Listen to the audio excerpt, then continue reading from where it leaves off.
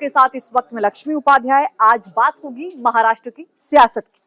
नमस्कार, आपके साथ हूं मैं खुशबू मनोरमा मिश्रा। महाराष्ट्र की सियासत की बात होगी घोषणा पत्र की, जो कि अब से थोड़ी देर पहले अमित शाह ने सामने रखा है। इसी के साथ बात ये भी कि बटेंगे तो कटेंगे वाला जो नारा है वो किस हद तक पहुंचा है आगे, क्योंकि कल देखिए जब हम डिस्कस कर रहे थे तो डिस्कशन का विषय ये भी था कि किस तरह से संघ ने अब इस पर छोटे छोटे समूह बनाए हैं और इस नारे को वो सही बताने की कोशिश हो रही है। तो ऐसे में आज चर्चा पूरी महाराष्ट्र चुनाव पर। वो इसलिए भी जरूरी हो जाती है क्योंकि वहां पर जो अभी महायुति की सरकार है, यानी कि भारतीय जनता पार्टी, एकनाथ शिंदे की जो पार्टी शिवसेना वो, और अजीत पवार की पार्टी यानी कि एनसीपी। अब इन तीनों ही पार्टियों में क्या अजीत पवार को लेकर जो बयान सामने आया, यानी सीएम योगी आदित्यनाथ के बयान पर जिस तरीके से अजीत पवार का बयान सामने आया, उसने कई बड़े सवाल खड़े कर दिए। क्योंकि अजीत पवार जो है वो सीएम योगी आदित्यनाथ के कटोगे तो बटोगे, एक रहोगे सिर्फ रहोगे नेक रहोगे, इस बयान से अलग बयान देते आए। उन्होंने कहा कि ये महाराष्ट्र है और यहाँ की जनता इस तरीके के बयानों को एक्सेप्ट नहीं करती है, और अगर कोई अन्य राज्य से नेता यहाँ पहुंचते हैं तो उनको समझना होगा कि किस तरीके का बयान देना है।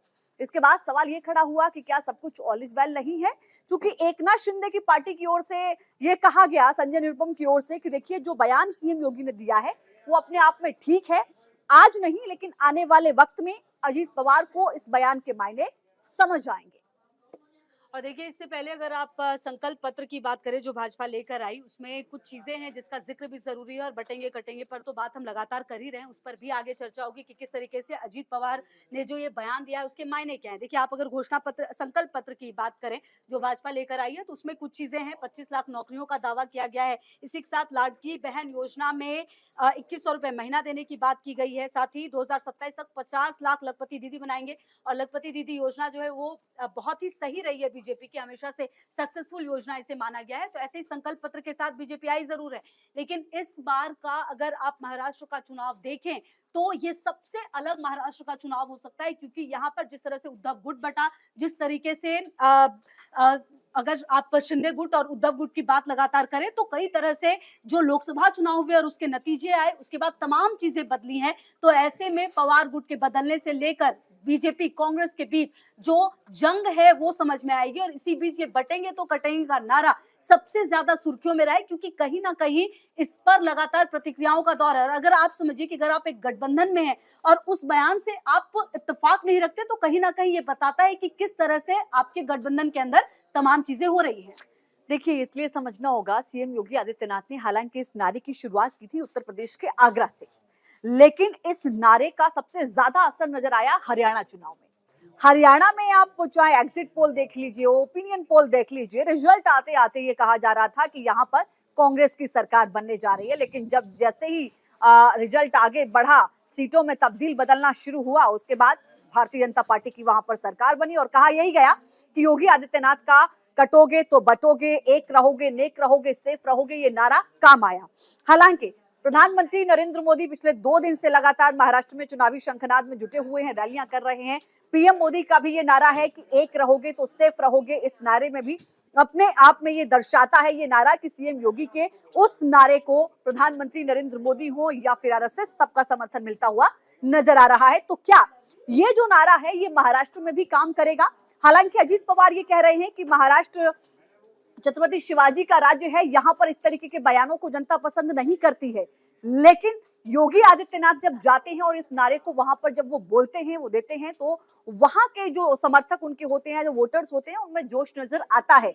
तो क्या ये माना जाए कि जो इस वादे का, जो इस नारे का असर हरियाणा में नजर आया बीजेपी के पक्ष में, क्या उसका असर महाराष्ट्र में भी नजर आएगा? अजीत पवार का जिक्र इसलिए महत्वपूर्ण हो जाता है क्योंकि अजीत पवार इस बयान से खुद को अलग रखने की कोशिश करते हैं। ऐसे में क्या उनको इस बात का डर है कि उनका जो एक वोट बैंक है, जो वो अपना मान के चलते हैं, क्या इन नारों के समर्थन से उस वोट बैंक में कहीं कोई खिसकने का डर बना हुआ है? हालांकि अजीत पवार की ओर से इस पूरे बयान को लेकर जो बयान दिया गया था उसको लेकर भी उन्होंने अपनी सफाई दी है, प्रतिक्रिया दी है, लेकिन चूंकि वो महायुति के हिस्सा है तो ऐसे में एक पार्टी जो समर्थन कर रही है उस नारे का, एकनाथ शिंदे की पार्टी, लेकिन दूसरी पार्टी अजीत पवार की जो इससे इत्तेफाक नहीं रखती है। तो ऐसे में इसीलिए सवाल खड़े हो जाते हैं कि कटोगे तो बटोगे, एक रहोगे सेफ रहोगे, कितना सेफ बीजेपी को ये नारा महाराष्ट्र में कर पाएगा, ये बड़ा सवाल है। बिल्कुल, और इसी के साथ अगर आप ये समझिए कि जाति का हिसाब किताब क्या है महाराष्ट्र में, और इस नारे के जो मायने हैं वो इससे भी समझ में आते हैं कि अगर आप देखें तो ओबीसी 52% है, साथ ही एसटी जो है 9% है, एससी 12% और मराठा की अगर आप बात करें तो वो 12 से 16% के करीब है। इसीलिए ये बहुत ज्यादा इंपॉर्टेंट हो जाता है कि आप किस तरीके से तमाम वर्ग को संतुष्ट रखते हैं। इसी के साथ अगर आप देखें तो अभी जिस तरीके से सत्ता यहाँ पर बीजेपी की चल रही है, ऐसे में ये आप प्लस पॉइंट भी मान सकते हैं कि जो सत्ता विरोधी भावना है वो कहीं ना कहीं शायद महाविकास आघाड़ी के लिए काम कर जाए, लेकिन कहीं ना कहीं कुछ वर्ग ऐसे हैं जिनको संतुष्ट करना अभी भी बीजेपी के लिए बहुत ज्यादा जरूरी है। और शायद यही बड़ी वजह है कि अजीत पवार ये बहुत अच्छे से जानते हैं, क्योंकि देखिए अगर आप लोकसभा चुनाव की बात करें तो अजीत पवार गुट ने बहुत अच्छा प्रदर्शन नहीं किया था। इनफैक्ट पूरे अगर आप महाविकास आघाड़ी की बात करें तो उनका प्रदर्शन अच्छा नहीं रहा था, और शायद यही बड़ी वजह है कि लोकसभा चुनाव में अगर सीटों की आप बात करें तो दूसरे नंबर की ये सबसे ज्यादा बड़ी सीटों वाला क्षेत्र है, महाराष्ट्र राज्य है। ऐसे में यहाँ पर अपनी पकड़ कैसे बनाई जाए, क्योंकि अगर आप देखिए तो शिंदे गुट का जो निशान है, जो नाम है, वो एकनाथ शिंदे के पास है, उद्धव गुट को नहीं मिला था वो शिवसेना का, और इसी के साथ एनसीपी की भी जो पहचान है वो भी अजीत पवार गुट को मिली हुई है।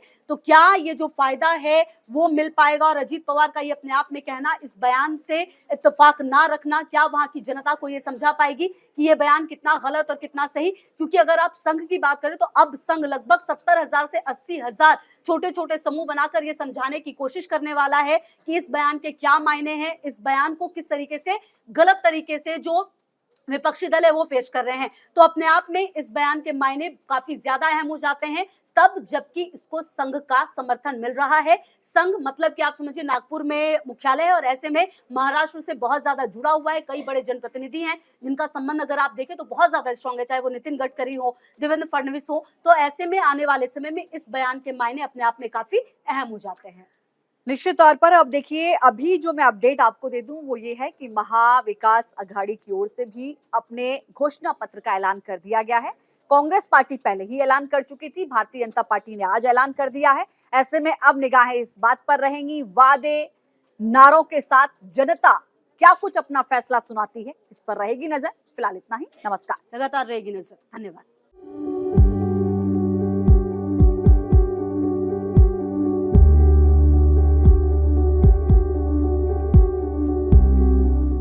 News nation.